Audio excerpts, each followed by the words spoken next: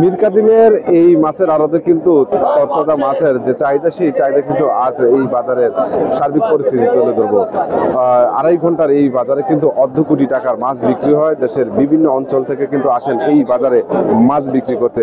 আমরা এখানে কথা বলেছিলাম দক্ষিণবঙ্গের যারা মাছ বিক্রি করতেছেন সেই সব লোকের সাথে। তারা কিন্তু বলছেন যে পদ্মা সেতু হওয়ার পরে কিন্তু তাদের যে মাছের যাতায়াত বা যানবাহনের খরচ সেটা কিন্তু অনেকটা কম, এমনটা বলছেন।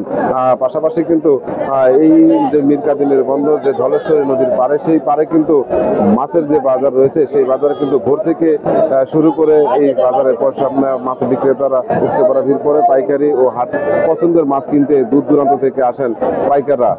তারা যেমনটি বললেন, এই মীর কাদিমের এই বাজারটা অনেক পুরানো, ব্রিটিশ আমল থেকেই, প্রায় 60-65 বছর বয়স হয়েছে এই বাজারের।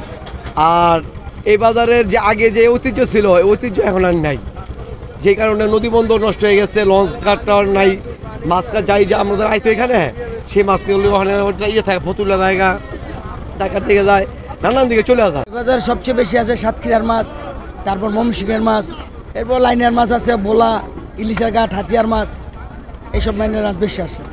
মাছ লাগে 50-1 লাখ টাকা বিক্রি হয়। বিক্রি হইব যেরকম দাম, মনে করা যায় 1 কেজির মাছ 2500-2400-2500 বিকায়, 2600 বিকায়, 3000 বিকায়। মাছ বিচা কেজি 350 টাকা কিনতে পারবেন। এক দামে এক পাইকার থেকে যেরকম বিক্রি করতে পারি। বর্তমান মাছ নাই, তো যেরকম ময়মনসিংহটা আমরা সবার থেকে ময়মনসিংহ পাওয়া যায় না, প্রতিযোগিতা করে কিন্তু এখানকার মাছ ক্রয় করেন।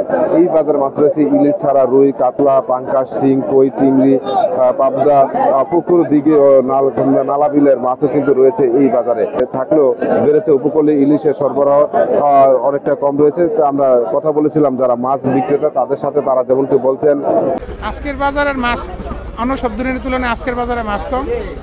আপনার রুই, কাতল, ইলিশ মাছের আমদানি টুকটাক বাড়তেছে। বাজার আন্দাজে এখন বাজার একটু বেশি, আর সব মাছের দাম অনেক বেশি। এদিকে এই বাজারে কিন্তু যারা খুচরা পাইকার রয়েছেন তারাও কিন্তু মাছের আবাদের যে উৎপাদন বৃদ্ধি, সে বৃদ্ধির কারণে কিন্তু আজ কিন্তু মাছের বাজারটা অনেকটা বৃদ্ধি রয়েছে।